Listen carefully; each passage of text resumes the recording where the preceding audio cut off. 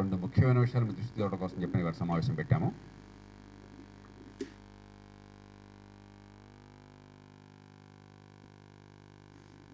స్వతంత్ర ప్రతిపత్తిగల రైతు సంఘాల సమాఖ్యకి వారు కన్వీనర్గా వ్యవహరిస్తున్నారు. అజయ్ వడియార్ గారు తెలంగాణ చెరుకు రైతుల సమాఖ్యకి కో కన్వీనర్గా ఉన్నారు. అప్పిరెడ్డి గారు తెలంగాణ చెరుకు రైతుల సమాఖ్య కన్వీనరు. నిజాం షుగర్ ఫ్యాక్టరీ రైతుల సమాఖ్యకి అధ్యక్షులుగా ఉన్నారు. ఎలక్షన్ కమిటీకి అధ్యక్షులు కన్వీనర్గా ఉన్నారు.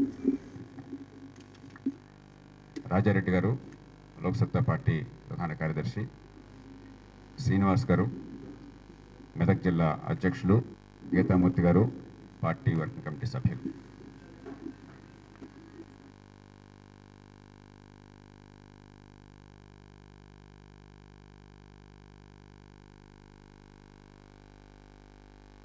కావడం కోసం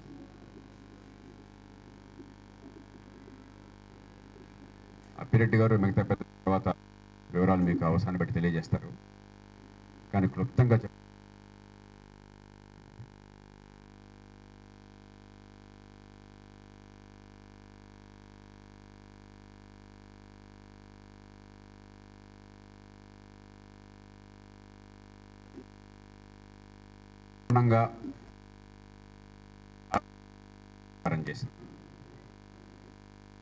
మేము వ్యతిరేకమేం కాదు, కానీ ప్రైవేటీకరణ పేరుతో రాష్ట్ర ఖజానాని దోచుకున్న, రైతుల ప్రయోజనాలను దెబ్బతీసిన దానికి మేము పూర్తిగా వ్యతిరేకం.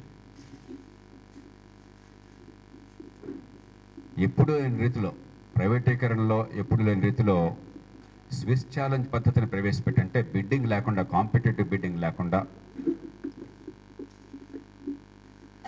₹1 కూడా ప్రభుత్వం చేతుల్లోకి రాకుండా చాలా విలువైనటువంటి అసెట్స్ని అప్పటికప్పుడు యాజ్ ఈజ్ వేరీస్ షుగర్ ఫ్యాక్టరీలుగా ఉపయోగంలోకి వచ్చే అసెట్స్ని, అది కూడా సీజన్కి ముందు, అంటే మనం ఏమీ లేకుండా వాళ్ళ చేతికి ఇచ్చేస్తే వాళ్ళు వెంటనే ఆ చక్కెర ఆడించేసుకుని డబ్బులు చేసుకునే అవకాశాన్ని ప్రైవేట్ రంగానికి ఇచ్చేసి ప్రభుత్వ ఖజానాకు తుట్లు పొడిచారు. విచిత్రం ఏంటంటే ఆనాడు ప్రతిపక్ష నాయకులుగా రాజశేఖర రెడ్డి గారు, ఆనాడు సిఎల్పి సెక్రటరీగా ఉన్నటువంటి మైసూరారెడ్డి గారు, ఆనాడు ప్రముఖ కాంగ్రెస్ ఎమ్మెల్యేగా ఉన్నటువంటి పాల్వాయి గోవర్ధన్ రెడ్డి గారు, వీరంతా కూడా చాలా బలమైనటువంటి ఉత్తరాలు రాశారు. ఆనాటి ప్రభుత్వాన్ని మీరు తప్పు చేస్తున్నారు, ఈ పని చేయబోకండి అని చెప్పిన చాలా వివరాలన్నీ వర్ణించి రాశారు. ఆనాటి ప్రభుత్వం కాదని వాళ్ళ వాదన వాడు చెప్పుకున్నారు. ఆ తర్వాత పాత్రలు మారినాయి. ఎవరు విమర్శించారో వారు ప్రభుత్వంలోకి వచ్చారు. రాగానే వారంతా వెంటనే ఒక సభా సంఘాన్ని వేశారు శాసనసభలో. ఆ సభా సంఘం మొత్తం విషయాలన్నీ కూడా పరిశీలన చేసి 2006 నాటికి ఇంత పెద్ద రిపోర్ట్ ఇచ్చారు. దీనిలో ఏ అక్రమాలు జరిగినాయో మొత్తం అన్నీ కూడా వివరాలతో ఎనెక్సర్ కూడా పెట్టి దానిలో డాక్యుమెంటేషన్ అంతా కూడా జతకూర్చి ఈ నివేదిక ఇచ్చారు. రాత్రి నేను అర్ధరాత్రి లేచి 3 గంటల సేపు చదివాను. దీనిలో అసలు ఏమిటున్నా వివరాలు తెలుసుకుందాం అని చెప్పాను. అన్ని వివరాలు పొందుపరిచారు. ఏ పార్టీ అయితే కఠినంగా విమర్శించిందో, తెలంగాణ ప్రయోజనాలకు అన్యాయం చేస్తున్నారు, తెలంగాణలో ఉన్నటువంటి ఒక పెద్ద ప్రభుత్వ రంగ సంస్థని అప్పనంగా ప్రైవేటీకరణ చేస్తున్నారు, రైతుల్ని దెబ్బకొడుతున్నారని చెప్పిందో, అదే ప్రభుత్వం ఈ నివేదిక వచ్చేప్పటికీ 11 సంవత్సరాలు పూర్తయిపోయింది. ఈ నివేదిక వచ్చిన తేదీ 31/8/2006. 5 సంవత్సరాల 4 నెలలు పూర్తయిపోయింది. 2011 చివరికి వచ్చాం మనం. ఇంతవరకు అతిగతి లేదు. స్పష్టంగా ఈ ప్రైవేటీకరణ రద్దు చేసి, ఎందుకంటే జాయింట్ వెంచర్ పేరుతో చేశారు, అన్ని నిబంధనలు తొంగలోకి దక్కారు. కనీసం 800 మందికి ఉద్యోగాలు ఇస్తామని చెప్పని 400 మందికే ఇచ్చారు. మిగిలిన వాళ్ళకి ప్రభుత్వం విఆర్ఎస్ ఇవ్వాల్సి వచ్చింది 12 కోట్ల రూపాయలతో. అలాగే ప్రభుత్వం బకాయిలు చెల్లించాల్సి వచ్చింది, ఇన్కంప్రెన్సెస్ లేకుండా, లయబిలిటీస్ లేకుండా ట్రాన్స్ఫర్ చేయడం కోసం అని చెప్పని. ప్రభుత్వం పన్నుల రాయితీలు ఇచ్చింది, 150-200 కోట్ల రూపాయలు రాయితీలు ఇచ్చింది. ప్రభుత్వం చేతుల్లో ₹1 పడల, కేవలం డిబెంచర్స్ అని చెప్పన్నారు. ఇంతవరకు ఒక డిబెంచర్ నిబంధనల్ని ఉల్లంఘించారు. జాయింట్ వెంచర్ పూర్తిగా జరగడమే అక్రమము, నిబంధనలు ఉల్లంఘించారు కాబట్టి దాన్ని మళ్ళీ ప్రభుత్వ పరం చేయాల్సింది చెప్పిన స్పష్టంగా నివేదిక వచ్చింది. ఇంతవరకు ప్రభుత్వం అతిగతి లేదు. దాని మీద రైతు సంఘాలు హైకోర్టుకు వెళితే ఇక్కడ ఉన్నటువంటి గోపాల్ రెడ్డి గారు, పెద్దలు గోపాల్ రెడ్డి గారు, వారే కోర్టుకు వెళ్ళింది మీరే కదా, రైతులు వారంతా కోర్టుకు వెళ్తే హైకోర్టు ప్రభుత్వానికి 6 వారాల్లో మీరు దీన్ని ఖరారు చేయండి, పరిశీలించి చెప్పంటే ఎంతవరకు పట్టించుకున్నది లేదు. ఇప్పుడు మేమెందుకు పట్టించుకుంటున్నామంటే ఇది ప్రైవేటా ప్రభుత్వం అన్నది మాకు ముఖ్యం కాదు. కానీ తెలంగాణ ప్రాంతానికి అన్యాయం జరుగుతోందని చెప్పని వాపోయినటువంటి పార్టీ ప్రభుత్వంలోకి వచ్చాక ఆ అన్యాయాన్ని మరింత ఎంతగా పెంచిందో స్పష్టంగా అర్థమవుతోంది. రైతులకు అన్యాయం జరుగుతుందని వాదించిన వారు ఇవాళ అన్యాయాన్ని ఎంతకాలంగా ఎంతగా పెంచారో అర్థమవుతున్నది. నిజాం షుగర్ ఫ్యాక్టరీ ఉన్నంతకాలం మనకేమేదంటే ప్రభుత్వ రంగంలో ఒక ఫ్యాక్టరీ ఉంది కాబట్టి, సహకార రంగంలో ఉన్న ఫ్యాక్టరీని నాశనం చేశారు కాబట్టి, ఈ ఫ్యాక్టరీ ఏ రేట్ అయితే రైతులకు ఇచ్చేదో అదొక ప్రమాణంగా ఉండేది. దాన్ని చూసి మిగతా రైతులంతా కూడా ధైర్యం తెచ్చుకుని గట్టిగా అడిగేవాళ్ళు, వాళ్ళని చూపెట్టి ఈ రేటు తెచ్చుకునేవాళ్ళు. ఈవేళ పక్కన ఉన్నటువంటి మహారాష్ట్రలో 2,500 రూపాయలు, 2,700, 2,800 రూపాయలు, 2,050 రూపాయలేమో కటింగ్ అండ్ ట్రాన్స్పోర్ట్ కాకుండా కనీసం ఇస్తున్నారు అక్కడ. ఆ పైన కటింగ్ ట్రాన్స్పోర్టు ఫ్యాక్టరీలో పెట్టుకుంటే 2,800 రూపాయలు పెడుతోంది రైతుకి టన్నుకి. అధికారికంగా sugarcane advisory price, state advisory ప్రైస్ని ఉత్తరప్రదేశ్లో 2,500 రూపాయలు ప్రకటించారు. ఇలా అన్ని రాష్ట్రాల్లో మంచి రేట్ ఇచ్చి రైతుకి నష్టం రాకుండా కాపాడుకుంటుంటే మన రాష్ట్రంలో రైతుకి ఏ ఆధారం లేకుండా చేశారు. అందుకే ఈ విషయంలో 2 డిమాండ్లు మేము చేస్తున్నాం. ఒకటి, వెంటనే ఈ ప్రైవేటీకరణ రద్దు చేసి ప్రభుత్వం దీన్ని తీసుకోవాలి, లేదంటే రైతులనే ఒక ప్రొడ్యూసర్ కంపెనీగా ఏర్పాటు కావడాన్ని ప్రోత్సహించి ఆ కంపెనీకి ఇవ్వాలి. ఏ షరతులు ప్రైవేట్ కంపెనీకి పెట్టారు అదే పెట్టండి, అభ్యంతరం లేదు, ధరమైన షరతులు పెట్టండి. కానీ 100 కోట్ల విలువైనటువంటి ఆస్తిని ఈ పార్టీ ఆ పార్టీ కలిసి కుమ్మక్కైపోయి ప్రతిపక్షంలో ఒక మాట, అధికార పక్షంలో మరో మాట మాట్లాడుతూ ఈవేళ రైతుల్ని, రాష్ట్రాన్ని, తెలంగాణ ప్రాంతాన్ని తీవ్రంగా అన్యాయం చేస్తున్నారు.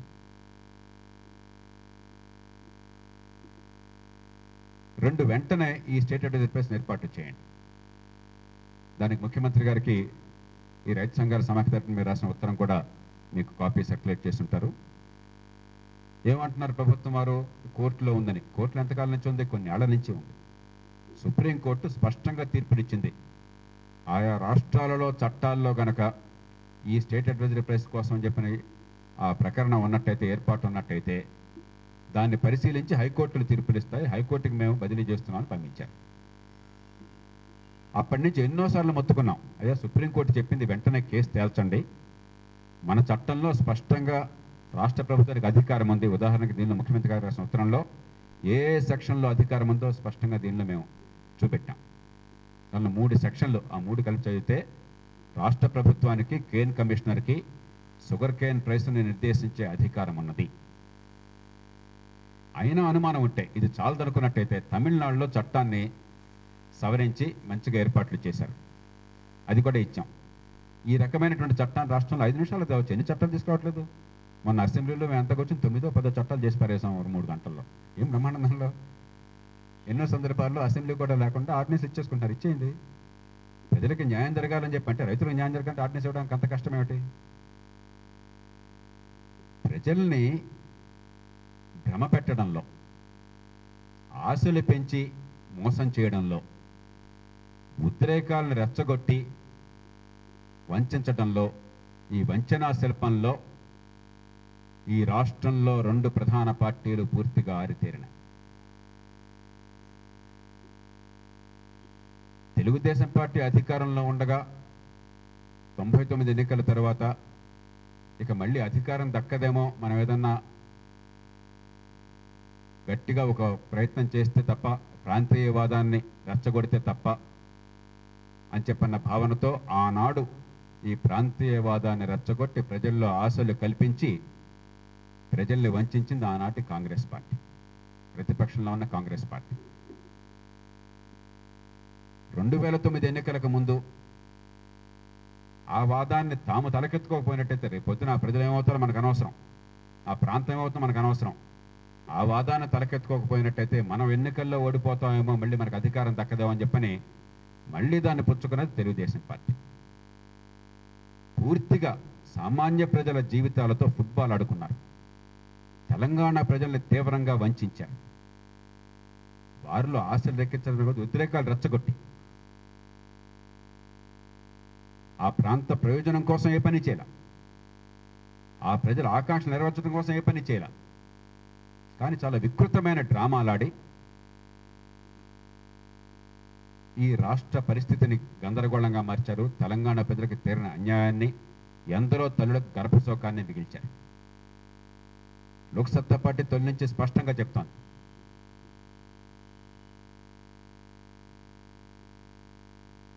మన దేశంలో ఒక జిల్లా కంటే చిన్న దేశాలు చాలా ఉన్నాయి.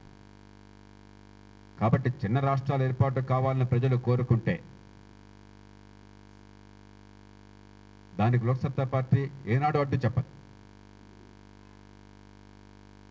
అంతకు మించి ఏ జిల్లాకు ఆ జిల్లాకు అధికారం ఇచ్చేయాలి, 3వ అంచె ప్రభుత్వం ఏర్పాటు చేసి జిల్లా ప్రభుత్వం ఏర్పాటు చేయాలి.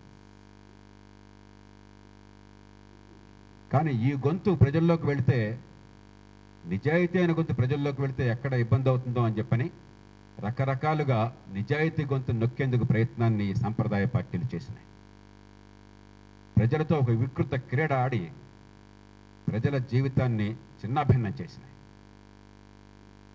బయట ఒక మాట, శాసనసభ ప్రాంగణంలో ప్రైవేట్ సంభాషణలో మరో మాట. ప్రజల ముందు పేకర్ ఉపన్యాసాలు, రాజీనామాలు, స్పీకర్ దగ్గరకు మరో దొరబాయ రాజీనామాలు పక్కన పెట్టండి, జనం తంటారని చెప్పి రాజీనామాలు చేశాం అని చెప్పి అక్కడ మరో మాట. పూర్తిగా తాత్కాలిక రాజకీయ లబ్ధి కోసం తెలంగాణ ప్రాంత ప్రయోజనాలను పూర్తిగా బలిపెట్టడానికి సిద్ధపడ్డారు. ఇప్పటికైనా ఈ అన్యాయాన్ని, ఈ కుట్రని బయటపెట్టాలి, ఈ మోసాన్ని బయటపెట్టాలి. తెలంగాణ ప్రజలకు న్యాయం జరగాలి. నిజాం షుగర్ ఫ్యాక్టరీ మళ్ళీ రైతుల పరం కావాలి. ఒకవేళ ప్రభుత్వమే తీసుకోలేకపోయినట్టయితే రైతుల కంపెనీని ఏర్పాటు చేద్దాం, మేమంతా కూర్చొని చేస్తాం. దానికి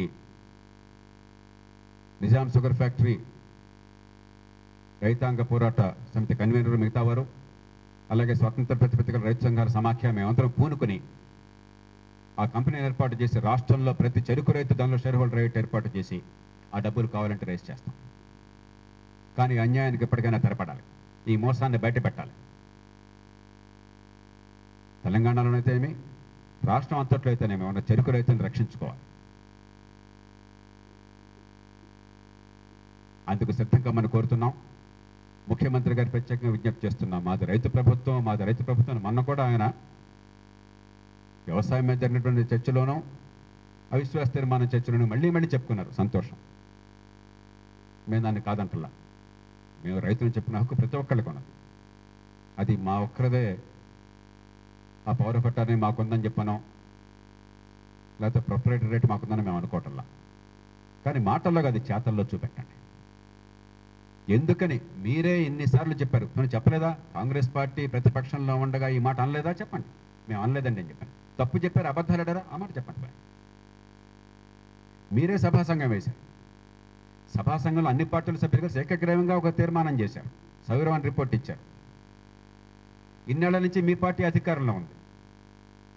ఎందుకని రైతులకు న్యాయం చేయలేకపోయారు? ఎందుకని తెలంగాణలో ఉన్న కీలకమైన ప్రభుత్వ రంగ సంస్థని కాపాడడంలో విఫలమైపోయినారు? సమాధానం చెప్పండి.